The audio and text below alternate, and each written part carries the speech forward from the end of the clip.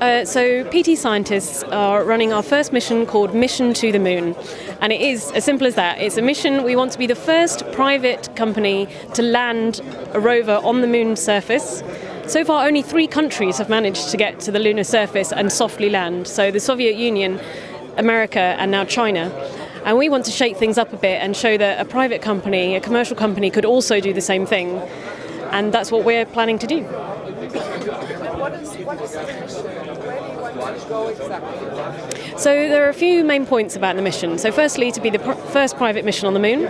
Secondly, we want to do some really interesting science when we get there. If you're going to go all the way to the moon, why waste the opportunity? We are really looking forward to doing some science, some experiments.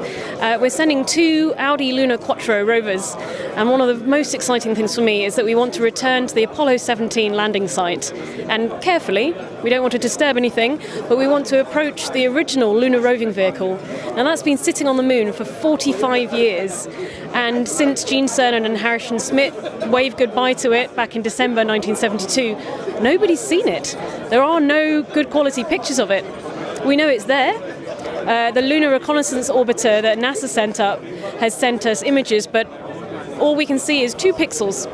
And that's what we believe to be the lunar roving vehicle. So if we can get up there with our HD cameras, take video, take stills, and we've got a spectroscopic camera as well, we want to see what state is that original rover in. Is it covered in dust? Did it get a parking ticket? No. There's lots of things that we can learn from seeing how the vehicle survived, or not survived, over the course of 45 years on the moon. Who are involved in the project? So our team is actually growing at the moment. I know that it was around 35 people, but we've just hired another 5 people, and I can see that as we get closer to the mission, we will be employing more and more people, especially for things like mission control operations, like during the mission itself. I'm sure the team will definitely grow. And when did you start? When is this? So we're hoping to launch in 2019, which will be an important year for the moon because it's the 50th anniversary of Apollo 11, so the first time that humans set foot on the moon. And of course we're going back to Apollo 17, which is the last time that people set foot on the moon. So it's got quite a nice link.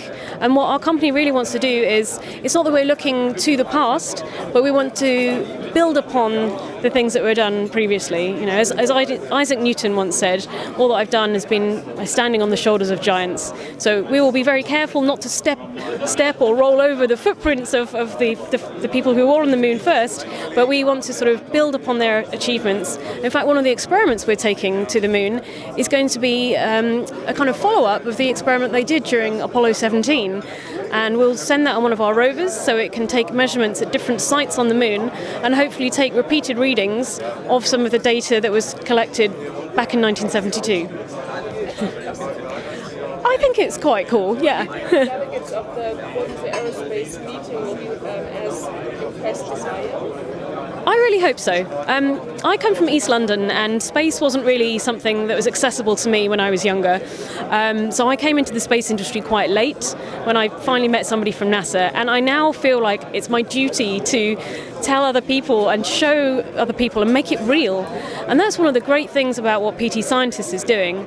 By lowering the price for access to space and by producing the infrastructure for transporting stuff to the moon, for communications from the moon, hopefully we can encourage more countries to get involved with space, maybe universities, academics, companies. We really want to open up space to many, many more people. And our slogan actually is "Space belongs to everyone." So that's part of our goal. And for me personally, that's very much part of my goal. Get everybody excited, bring them along on the mission, and yeah, let's see what we can do.